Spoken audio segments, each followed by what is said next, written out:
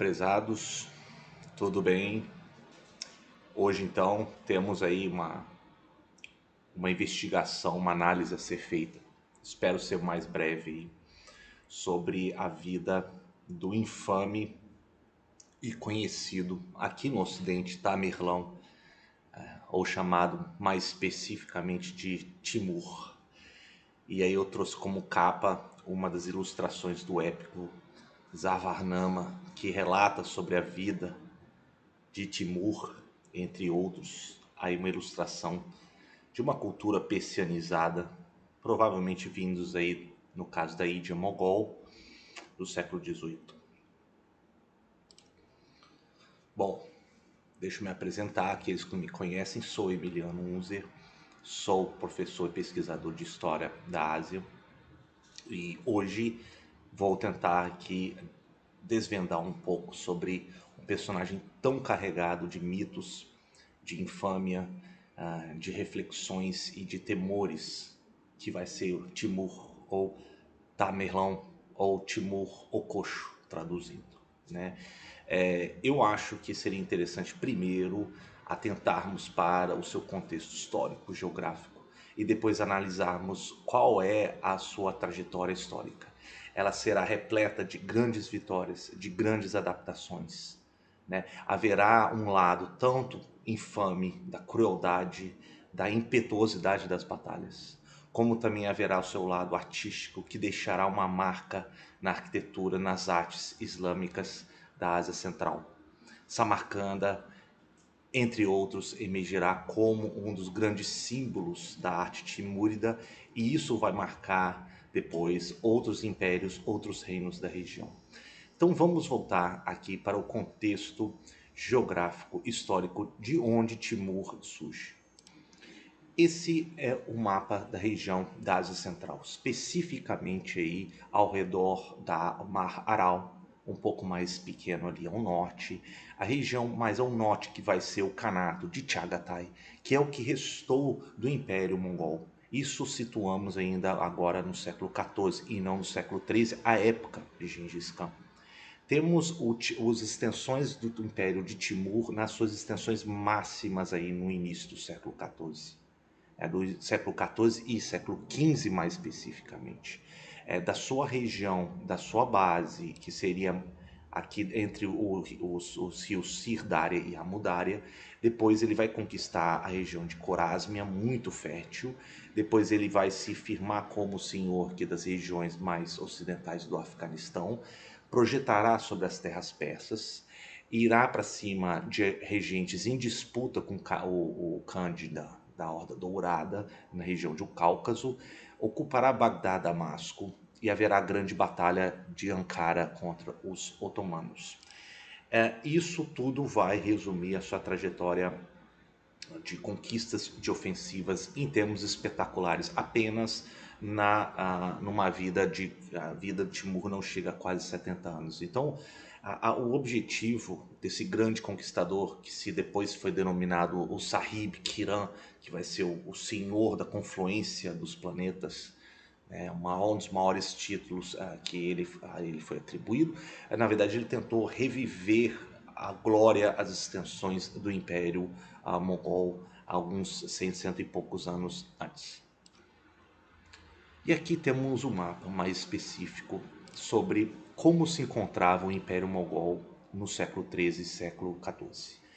Veremos que a parte da Mongólia, a parte das terras ancestrais dos mongóis já tinham ganhado uma projeção sobre as terras chinesas. Fundariam aí a dinastia Yuan ou a dinastia Mongol.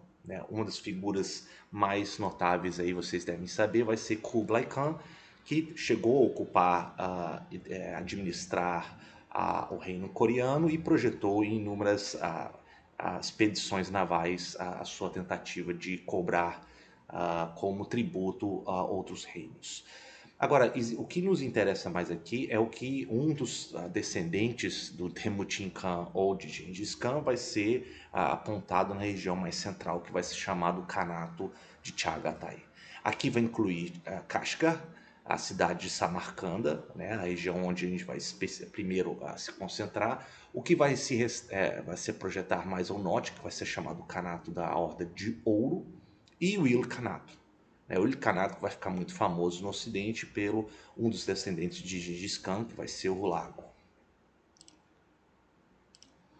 Agora, qual vai ser a origem de Timur, a figura de Timur, né?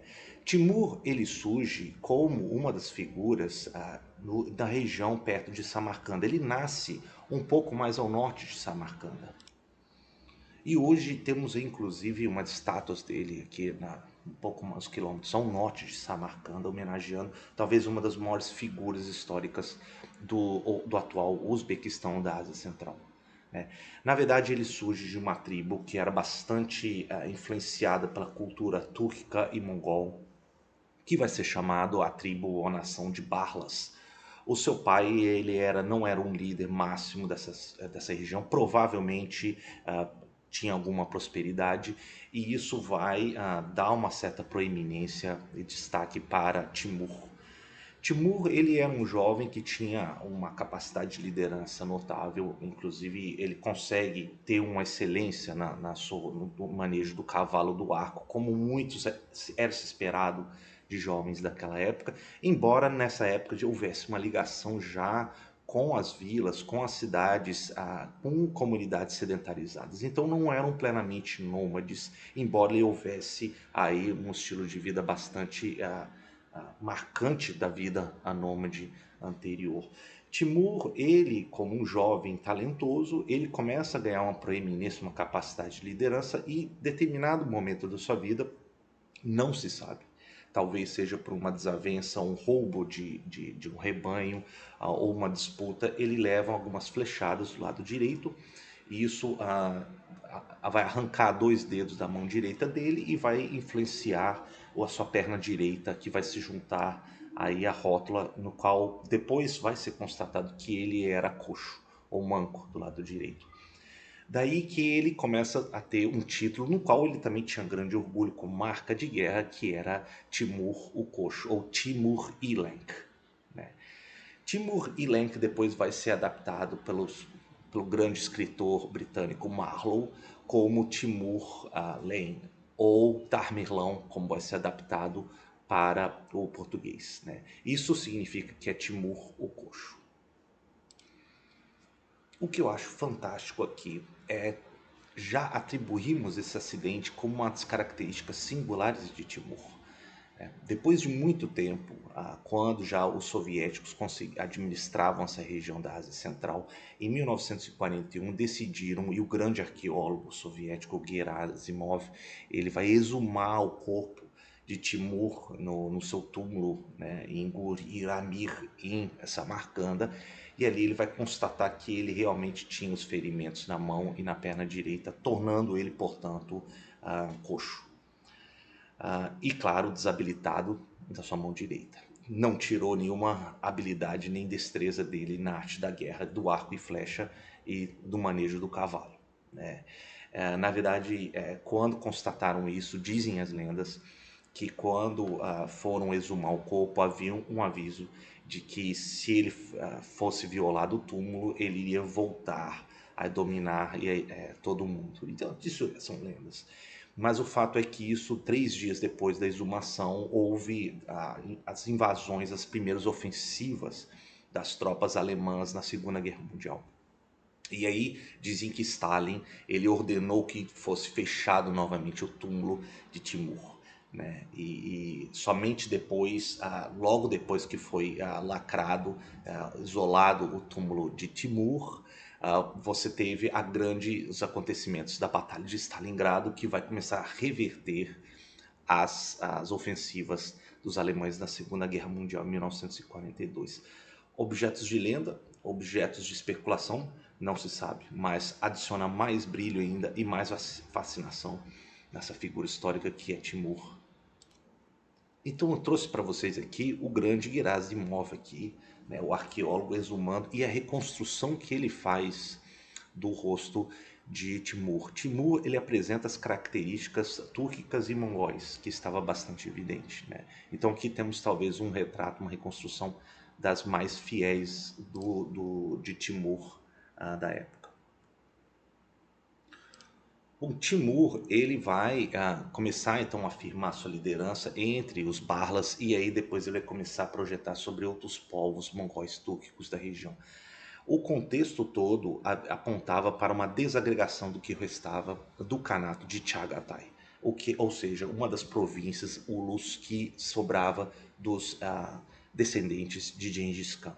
Né? Na verdade, a desagregação produziu uma série de líderes locais que se chamam de emirs, né? E esses emirs vão disputar as lideranças locais. Né? Um deles que ascende e vai ser primeiro aliado a Timur vai ser Hussein. E Hussein, aliado a ele, vai providenciar a ele uma projeção maior na região de Bukhara e nas regiões ali ocidentais e norte do atual Afeganistão.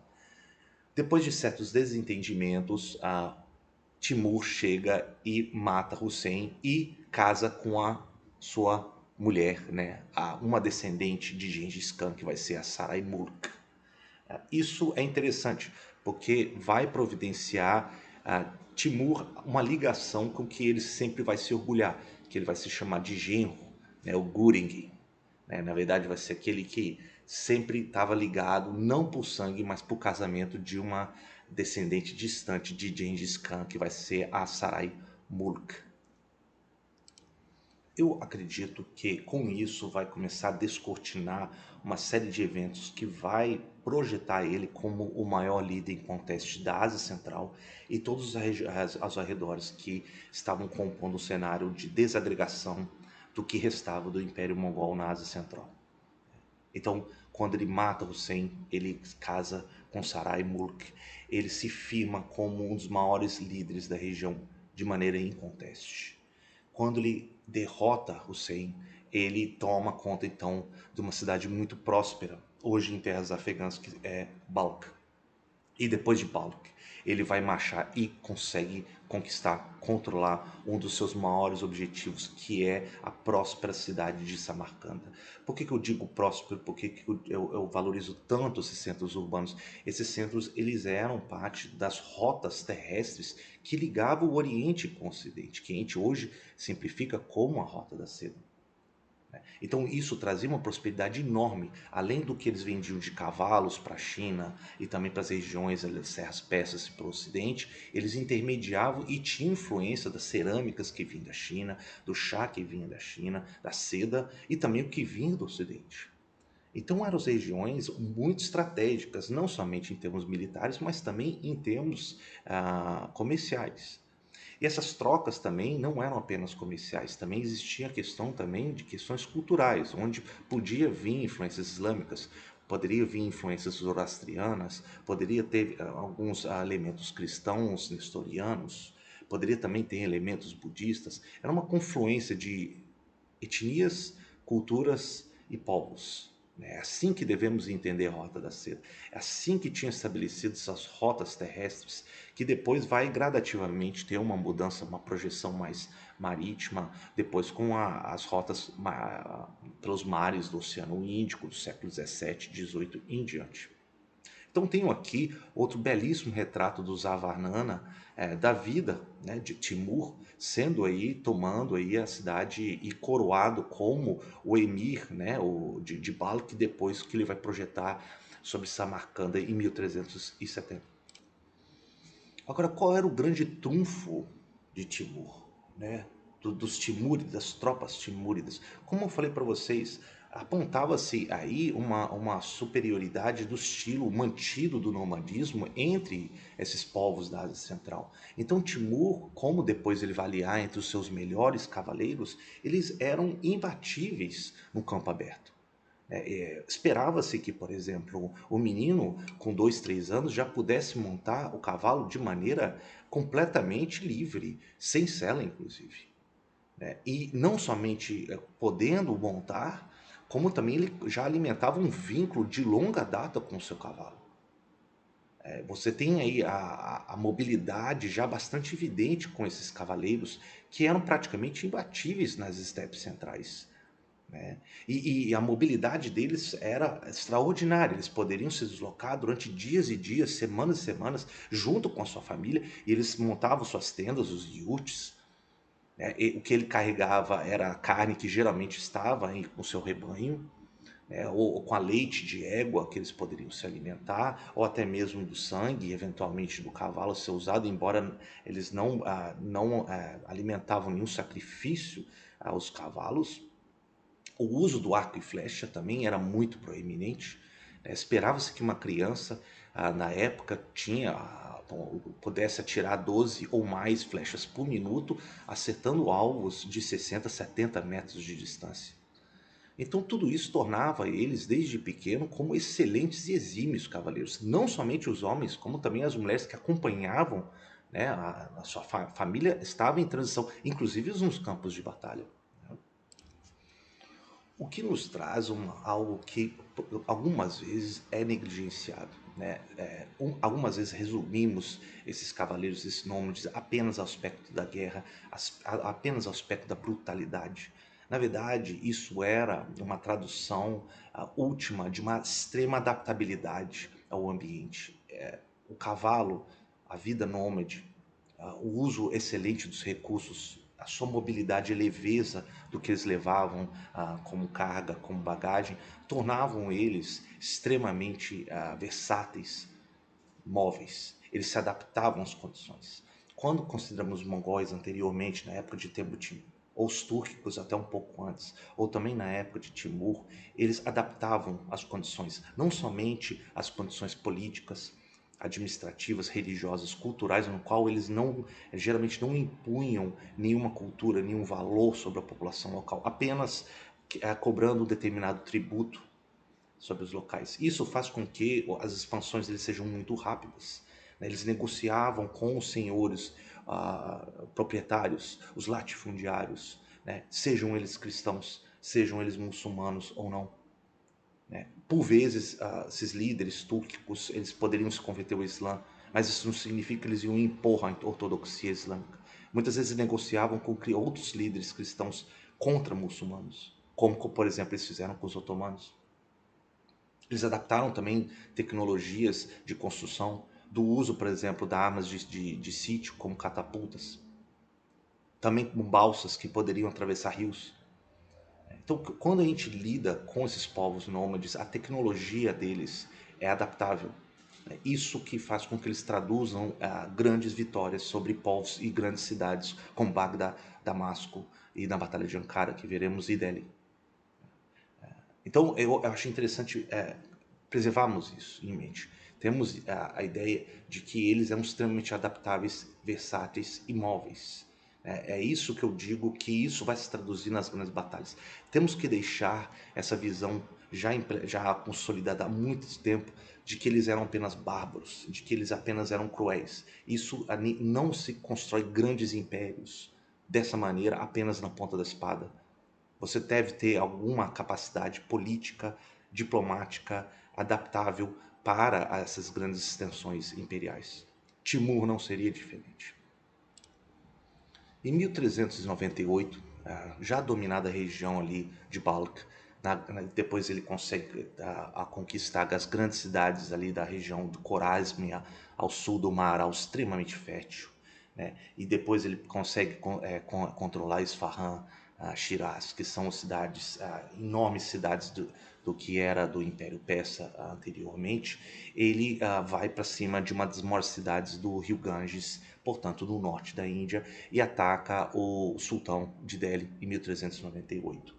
Isso vai dar uma projeção a ele enorme a proteger as terras afegãs, né? É o mais para o sudeste que ele vai avançar.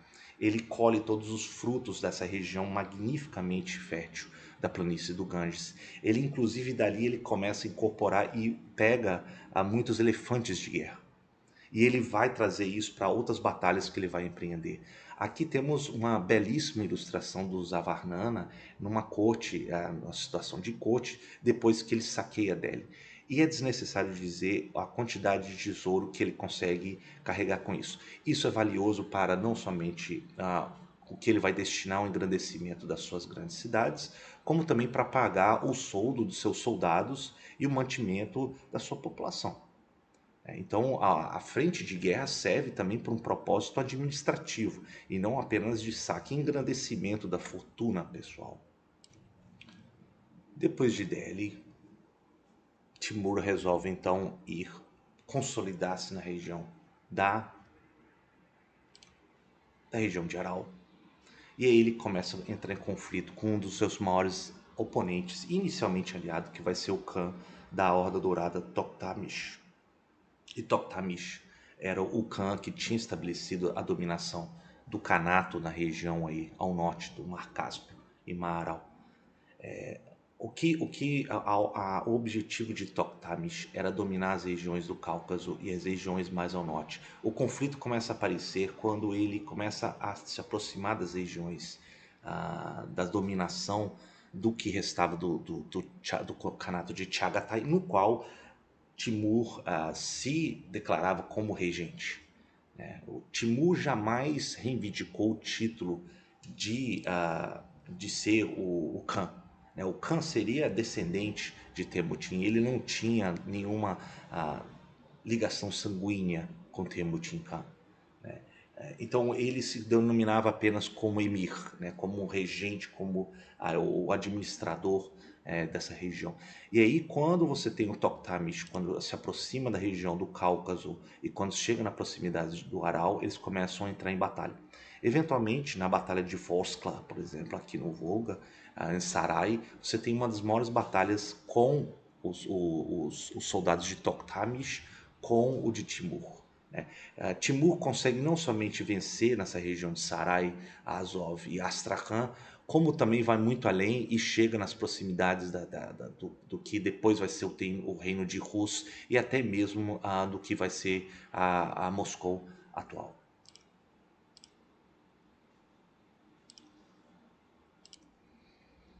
O que eu acho interessante observarmos aqui, primeiro, é indubitavelmente a abertura de uma nova fronteira no Cáucaso e a dominação toda a região norte sobre a Horda do Ouro, o Kanato da Horda do Ouro. Segundo, era muito disputada a região do Cáucaso, na região hoje do Azerbaijão e Geórgia, eram pastagens muito férteis. Eram reinos bastante prósperos também. Então ali a disputa nas regiões do Azerbaijão, a região da Geórgia, vai ser fundamental para o estabelecimento das dominações timúridas na fronteira mais ali a oeste dos avanços do Timur. Eventualmente, numa batalha sobre a Geórgia, ele consegue uma vitória. O rei georgiano vai pedir depois proteção e ele vai se tornar uma espécie de vassalo aí das dominações de Timur. E Geórgia, sabemos que vai se preservar cristão. E mesmo Timur entende que o rei deveria ser cristão nos domínios georgianos. Então isso é mais uma demonstração da adaptabilidade, da tolerância que a política timúrida poderia adotar eventualmente em ganhos políticos. E aí, como eu disse para vocês, um retrato dele de quando ele se firma sobre a batalha de Tbilisi sobre o reino georgiano, estendendo-se aí de 1386 a 1403. Essas batalhas vão muito além das regiões do Cáucaso e vão ganhar uma vertente mais ao sul-sudoeste nos avanços do Timur, que vai chegar na região da Mesopotâmia e as regiões do que hoje denominamos do Oriente Médio. Essa ilustração ilustra, além da riqueza persa dos épicos que vão narrar a vida de Timur, o que ele vai se aproximando das grandes cidades da Mesopotâmia, que já estavam começando a fazer parte, ora do Império Otomano, na sua nascência, ora do que era parte do sultanato mameluco do Egito. Então aqui, depois da tomada de Bagdá, e que já tem relatos como o de Ibn Khaldun, de que depois eles recusarem a usarem a moeda que deveria ser usada na proporção da sua pureza por Timur, assim como em Damasco, ele promove uma grande matança. E essas narrativas das matanças são que vão chegar aos ouvidos ocidentais e marcar a percepção de Timur. Vejam, Isso é importante. Normalmente temos a consideração de que ele apenas foi bárbaro, de que ele foi cruel. Isso fazia parte da sua política. Onde ele achava uma cidade que pudesse ter o máximo efeito de terror e de respeito, é onde ele se concentrava. É claro que ele não pegava isso a esmo, né? Quando ele se concentrou a reprimir a população, castigar a população de Damasco ou de Bagdá, ou como Bin Khaldun fala, depois que Damasco ele criou uma pilha de crânios que dificilmente você poderia lançar uma pedra sobre essa pilha. Na verdade, isso tudo vai chegar aos ouvidos ocidentais via os otomanos e via depois alguns cronistas europeus. Isso vai criar uma percepção de que Timur era o mais cruel de todos os tiranos. Mas Timur usava isso como elemento ideológico, elemento de que ele queria criar o temor de que outros rebeldes não pudessem fazer isso. Não é a primeira vez que vemos um tirano fazendo isso. Temos aí relatos de assírios, mesmo de cristãos nas cruzadas, de também outros povos que adotavam também a mesma ferocidade. Né? Timur seria apenas um dos mais proeminentes, que vai ganhar uma infâmia depois no século XV, XVI, ainda mais com a peça Tamerlane de Marlowe, que vai ser uma das grandes percepções na literatura, no teatro britânico elisabetano no século XVI. Então temos que tomar muito cuidado, muita percepção sobre como funcionavam essas campanhas de terror. Certamente existia um elemento de repressão e de escravização, mas ele tinha um propósito político, um propósito estratégico, ainda mais em cidades que ainda estavam muito pouco dominadas ali, né? Cidades muito populosas como Bagdá, Damasco. E é como ele vai começar a construir a sua fronteira mais ocidental, para servir de fronteira, de tampão, para que assegurasse as suas dominações nas regiões ali das terras persas, da Ásia Central e terras do que hoje é o Afeganistão. Então temos que tomar cuidado nessas percepções. Depois de Damasco, Bagdá, inevitavelmente Timur deve depois começar a adentrar, enfraquecendo naturalmente o dos últimos sultões mamelucos do Egito, ele vai se projetar um pouco mais na região da Síria e na região da Anatólia. E aí ele começa a entrar em confronto com o que estava nascendo o Império Otomano. E quando ele chega nas regiões centrais da Anatólia, e no verão de 1402, há talvez uma das maiores batalhas do século XV, que vai ser a Batalha de Ankara. Ankara vai figurar como uma das batalhas mais primordiais e exemplares da época de Timur. Primeiro, ele enfrenta o sultão otomano Bayezid, né? E Bayezid ele toma em Ankara uma posição defensiva inicial. Vou até aqui aparecer novamente para considerar isso, que eu acho importante.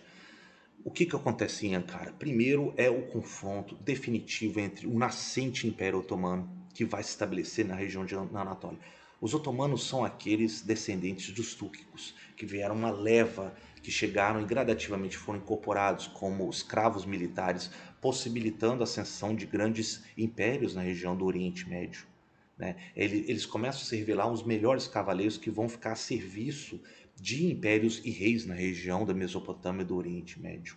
Os otomanos, antes, os seljúcidas, depois os otomanos, começam a se tornar proeminentes na região ali do Oriente Médio e na Anatólia. E eles começam a avançar em cima do que era parte do Império Bizantino na Anatólia. Agora, quando chega Timur, e aí tem inclusive uma ilustração belíssima aqui que eu estou atrapalhando. Timur, quando ele se defronta com o sultão otomano Beyazid, ele toma a primeira atitude que ele tem o triunfo, que é uma posição defensiva em Ankara.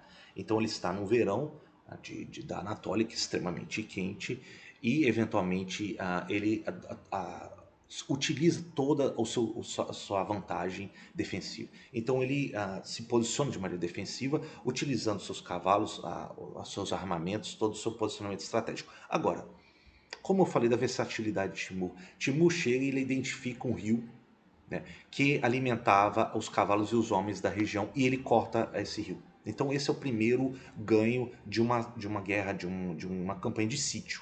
Você desgasta o oponente quando ele está numa situação de superioridade fortificada. Timur era um mestre nisso, ele já tinha ganhado em cima dessa maneira com Bagdá, com Damasco, e ele faria também igual em Ankara. E depois de algum tempo, os cavalos e os homens começam a ter problemas de desidratação, ainda mais no calor anatoliano, que era terrível. Então, a partir dali, as tropas otomanas têm que sair da sua posição defensiva e ir para frente. E nisso, Timur já estava preparado. E ele utiliza todas as suas campanhas, inclusive os elefantes que ele pegou de Delhi, ele utiliza para aterrorizar os cavalos otomanos. Ele traz a tecnologia de torres de madeira para poder sitiar melhor as muralhas otomanas. Né? Eventualmente, Beyazid manda, inclusive, alguns dos seus melhores cavaleiros, que eram sérvios, né? E eles começam a combater contra os cavalos timúridas, e aí, no caso, começa a ter uma série de desgaste. Né? Timur, na sua reserva, que ele tinha seis corpos principais e um de reserva no qual ele ficava na retaguarda observando, e essa reserva era fundamental atrás. Que na retaguarda ele poderia reforçar onde pudesse ter alguma mudança necessária no campo de batalha.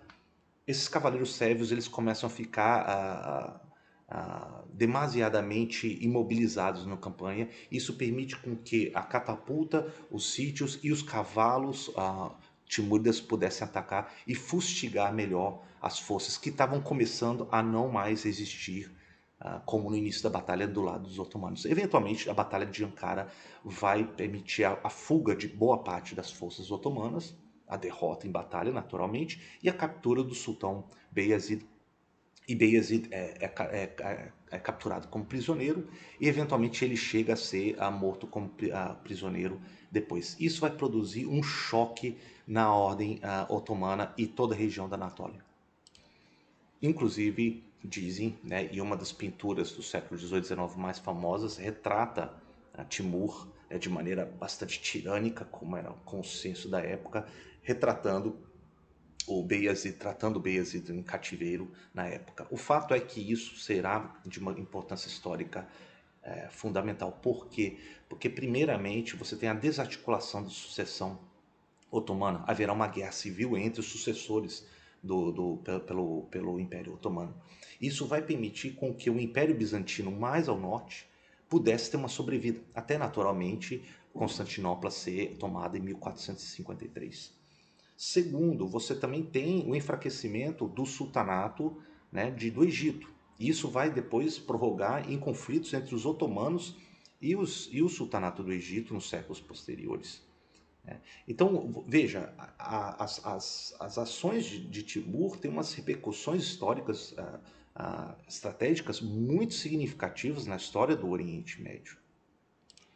E aqui eu trago o mapa das campanhas, né, de Timur.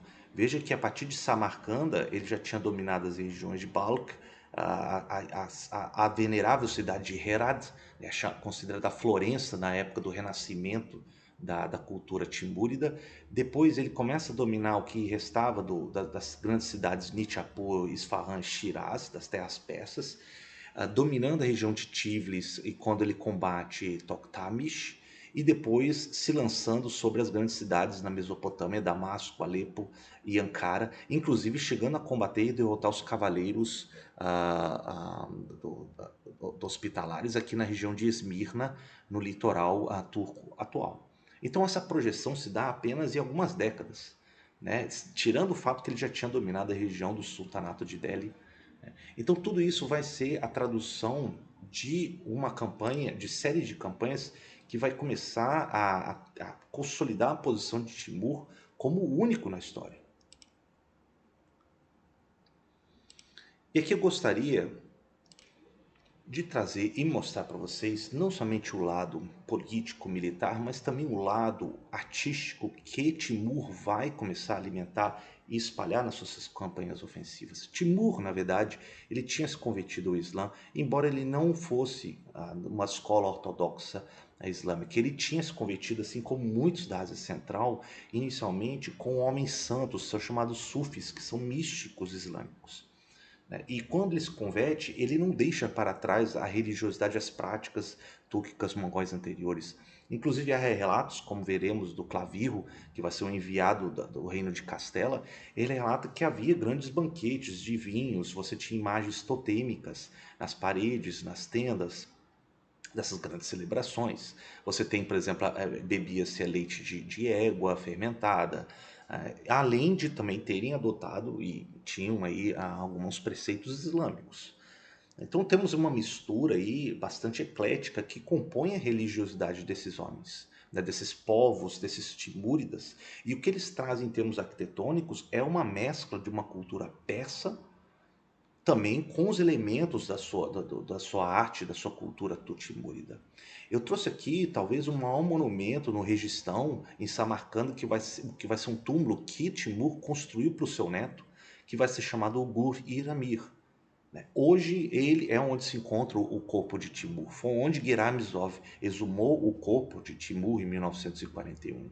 Né? Você percebe primeiro os usos dos azulejos vitrificados azuis, vindos do cobalto, que era extremamente valorizado a Rota da Seda.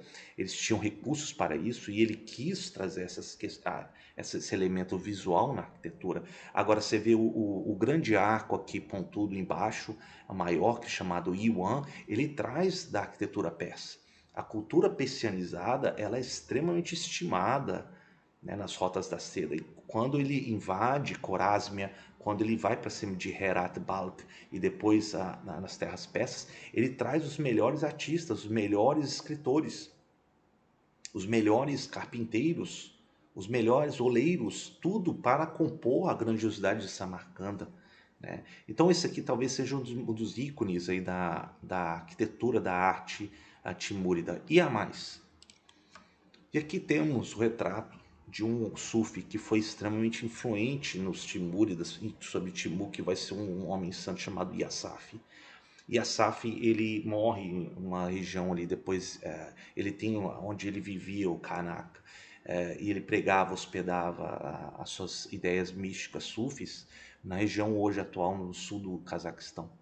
E Timur, ele decide então reestruturar a vida, o túmulo onde vivia esse homem Yassaf no Afeganistão, que hoje se encontra como o túmulo de Yassaf. É o grande túmulo aí que tem todos os elementos que vai preceder o túmulo Gur-Amir que a gente viu. Percebam vocês que tem elementos em comum com Gur-Amir, né? A cúpula, né? O Yuan central, né? Além da cúpula, e também do padrão de azulejos e tijolos que se chama Banai. Uma Banai então seria uma mistura de vidros, de azulejos vitrificados azulados do cobalto, como também o uso alternado de tijolos, projetando aí elementos geométricos únicos da arte timúrida. Não somente isso, como também haverá nessas artes, você tem a representação de certas imagens, como, por exemplo, no Registão, você observa que existem algumas imagens como alguns leões, que era o símbolo do poder que eles trouxeram também dos persas, né? Entre outras imagens totêmicas. Então, quando estamos lidando com a arte timúrida, não estamos lidando com aquela a ideia convencional que temos de não figuração da arte islâmica. Estamos antes tratando de uma arte persianizada, uma arte profundamente imbuída do sufismo, né, dos sufis, que era um lado muito mais tolerante, adaptável da religiosidade local. Então, Banai seria talvez uma das marcas maiores aí dessa alternância geométrica no uso do azulejo vitrificado, azulado com os tijolos, permitindo essa expressão geométrica nas paredes decoradas da arquitetura e das construções timúridas. Bom, aí chegamos já nas campanhas finais de Timur. Timur já está se aproximando dos 70 anos. Ele decide voltar das batalhas ali na Anatólia. Ele passa ali para as regiões das terras cazaques. E ele quer engrandecer, ele sempre manda os recursos, manda os melhores, a mão de obra que tinha, que pudesse para engrandecer Samarcanda. Ele chegando lá, ele comissiona as várias construções, além do túmulo de Yassaf, o mausoléu de Yassaf que a gente viu. E aí, eventualmente, chega a ele uma outra embaixada dos chineses que tinham estabelecido numa dinastia nova, que vai ser a dinastia Ming, a partir de 1368. Esses Mings que tinham chegado ao poder na China em 1368, eles depuseram uma dinastia mongol, Yuan, anterior. E os mongóis, eles mandam enviados a negociar, inclusive o neto do grande Khan, dos mongóis em Karakorum, mandam o seu neto para a corte timúrida, e ali ele pede ajuda para retomar a China. Ou seja, expulsar a dinastia Ming para retomar a dinastia Mongol sobre a China. E aí o imperador chinês manda uma embaixada, que vai ser o imperador Yongle, que Timur denomina, da sua retórica muçulmana, como imperador porco, né? Porque eles comiam porco e naturalmente isso entre muitos muçulmanos é considerado um anátema. E aí ele começa então a rejeitar, inclusive chega a expulsar ou matar alguns membros da embaixada chinesa. E ele tem o objetivo de restaurar os mongóis na China, né? Então era o objetivo dele de restaurar a grandeza das extensões mongóis, inclusive sobre a China, né? E aí ele retornando nesse âmbito de chegar a restaurar Chagatai a partir de Kashgar e depois ali todo o norte e restante das extensões chinesas, ele chega e adoece em Otrar, na região mais a leste do atual Afeganistão. E aí ele chega a morrer em 1405. Quais são os efeitos e a herança que Timur deixa, né? Primeiro, já disse sobre o enfraquecimento do sultanato dos mamelucos no Egito. Segundo, ele vai desarticular toda a Horda Dourada, que vai permitir com que a ascensão de novas forças, inclusive de líderes cristãos ortodoxos, no que depois vai ser o reino de Rus, na região da Rússia, Ucrânia e Bielorrússia. Depois, quando ele derrota o sultão de Delhi em 1398, isso vai permitir com que novas forças vão surgir e ocupar o norte da Índia, né? Como, por exemplo, um do seu distante descendente, que vai ser Babur, já no início do século XVI, que alegava descender de Timur. Ele começa a conquistar várias as cidades estrategicamente posicionadas nas montanhas afegãs, e depois ele vai avançar sobre Delhi e eventualmente no século XVI ele vai fundar uma nova dinastia no norte indiano, que vai ser a dinastia Mogol.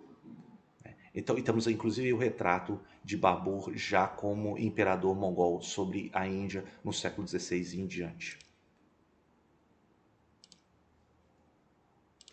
O que eu acho interessante observarmos aqui é que com Babur ele sempre tinha um sonho de tentar retomar Samarcanda, de ele se firmar como valoroso como descendente de Timur, né? Inclusive, todos os imperadores mogóis na Índia, até 1857, enfatizavam ser descendentes dignos de Timur. Timur era o Sahib que era o grande regente, mestre da ordem, da confluência dos planetas, né? E depois ele vai inaugurar vários descendentes que vão almejar ser descendente. Um dos maiores líderes persas depois da queda da dinastia Qajar no século XVIII, que vai ser Nader Shah. Nader Shah ele também alegava ser descendente distante de Timur. Então Timur é uma grande referência, uma figura de prestígio, né, que vai marcar a história asiática depois de sua morte, o século XV, XVI em diante, tal como Temujin Khan tinha marcado no século XIII, né? Então, vemos aí os desdobramentos de várias vertentes das conquistas de Timur a partir da sua morte em diante. E não podemos deixar também de observar o que boa parte da fonte que temos aí, dessas informações, vão ser dos relatos de um enviado do reino do rei de Castela Henrique III, que vai ser Luís Gonçalves de Glavijo.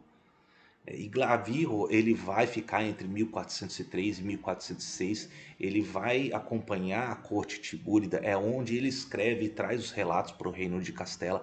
É um homem, como Castela da época, habituado aos costumes islâmicos, né? Então ele traz alguns relatos que são extremamente valiosos, principalmente para a percepção ocidental da época. E uma das outras consequências vai ser o contato, a sobrevida que, com a queda temporária, a crise entre os otomanos, vai permitir uma espécie de sobrevida do Império Bizantino, né?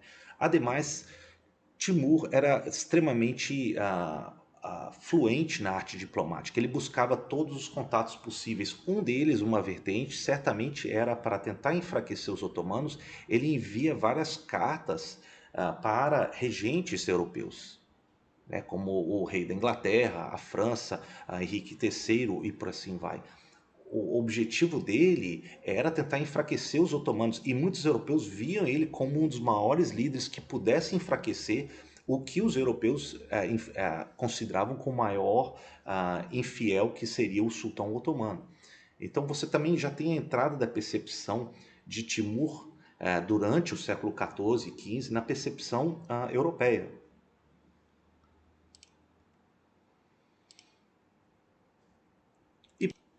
E por fim, trago aqui algumas indicações de fontes, né? Além dos relatos da embaixada de Clavirro por Tarmelão, que foi traduzido em algumas línguas, você tem duas obras que eu gostaria de indicar aí. Primeiro, talvez a melhor biografia escrita aqui no Ocidente sobre Timur, que vai ser da Beatriz Mans. Esse, sem sombra de dúvida, é uma das melhores obras que a gente pode ter sobre Timur. Eu também gostaria de apontar a obra muito mais didática, introdutória de Davi Niccolo, que eu acho que seria uma primeira plataforma aí para depois seguir para a obra de Mans e os relatos de Clavirro sobre Timur. Então, quem que foi Timur? Timur foi um homem do seu tempo. Ele cresceu com uma atividade, um meio de vida nomádica marcado aí com a cultura túrquica mongol, na desagregação do que restava do Kanato Chagatai, do que era uma das grandes regiões do Império Mongol, construído desde Temujin Khan. No século XIV e XV, você tem essa possibilidade de desagregação, permite ascensão, e aí quando ele derrota o emir Hussein, casa com a sua viúva, já afirmando a sua ligação com algum descendente de Temujin Khan, ele começa a ganhar uma aura de legitimidade maior, e ele tem talento para isso. Depois ele chega, conquista Samarcanda, conquista Herat, ali ele estabelece as primeiras dominações, e ele não é iludido com relação a nenhuma pretensão de título maior.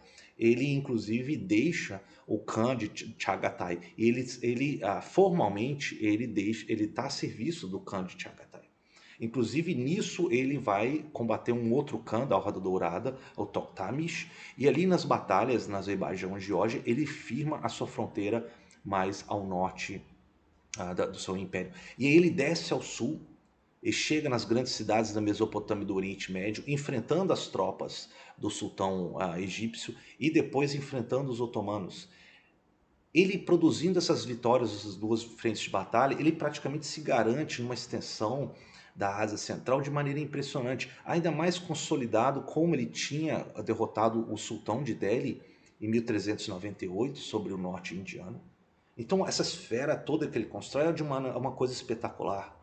Em pouquíssimos anos, em 20, 30, 40 anos, ele produz essa série de ofensivas. E não somente em termos militares. Não se resume a sua vida apenas à brutalidade, como muitas vezes em outras épocas é retratado Timur.